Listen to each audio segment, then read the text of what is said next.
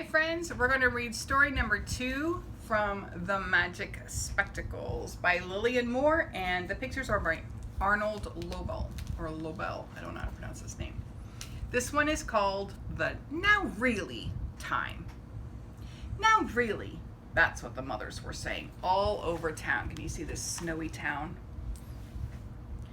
Now really, Susan, have you lost a mitten again? Now really, Michael Lee, where is your new red scarf? Now really, Elizabeth Ann, don't tell me you can't find your good blue gloves. You could tell the mothers were cross. They cross as like angry. They said Susan instead of Susie and Michael Lee instead of Mike. The mothers were cross, but the children were having fun. They lost so many things because they were out playing so much.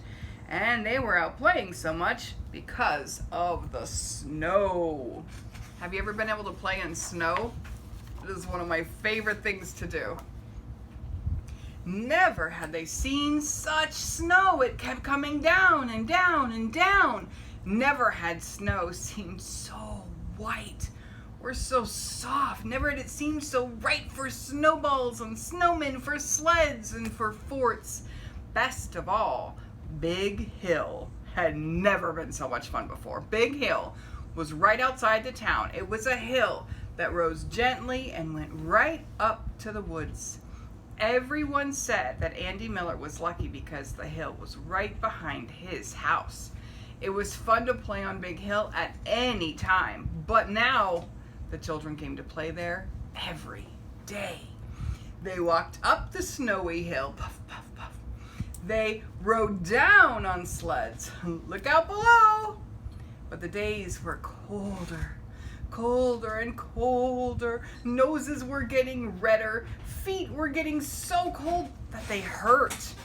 One day it was so cold that only 2 big boys came out to play on Big Hill. They had a snowball fight. One boy made a big fat snowball and he threw it at his friend. He missed. The snowball began to roll down the hill. It got bigger and bigger, and then it rolled into a tree and stopped. Brrr, said the boys. It's cold. And they ran home to get some hot cocoa and watch TV. You see there's the snowball.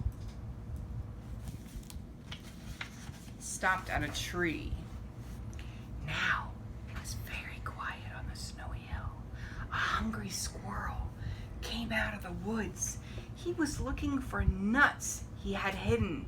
He pushed the snowball with his nose. The snowball rolled away. It rolled down the hill, getting bigger and bigger. Thump! The snowball bumped into a tree again, and there it stayed. That night, a deer came out of the woods. The deer stood by a tree looking and listening, and then he turned and he ran back into the woods. As he ran, he kicked the snowball, and the snowball rolled away. It rolled down the hill, getting bigger and bigger and bigger.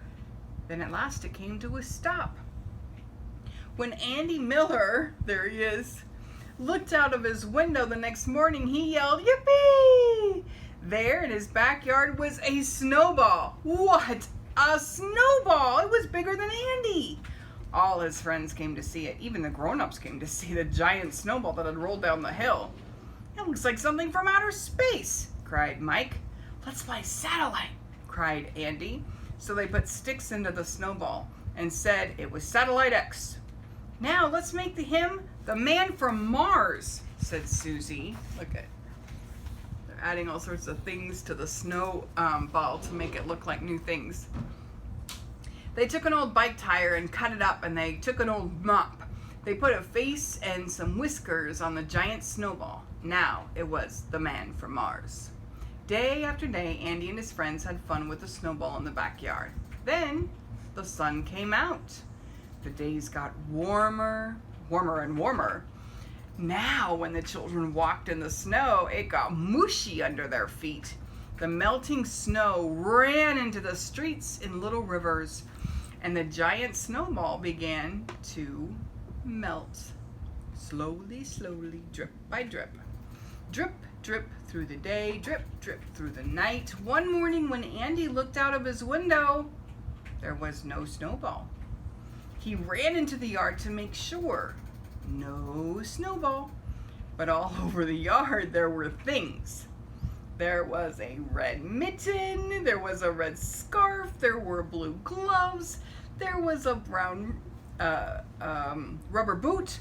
When the children came to play, they saw their things. "We lost them on Big Hill," cried Mike. "And the Snowball brought them down," said Susie. The mothers were most surprised. All they could say was, "Now really?" They're so surprised. All of their lost things had come back when the snow melted away. Bye.